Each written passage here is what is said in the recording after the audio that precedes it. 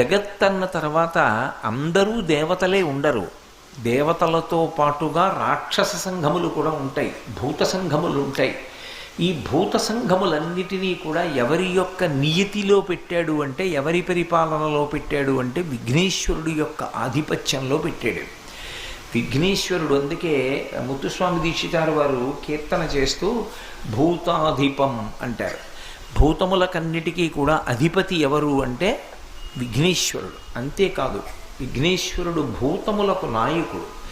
భూతములు అంటే కేవలము పిశాచాలు, రాక్షసులు మొదలైనటువంటి వాళ్లే కారు. పంచభూతములు అని ఒక అర్థం.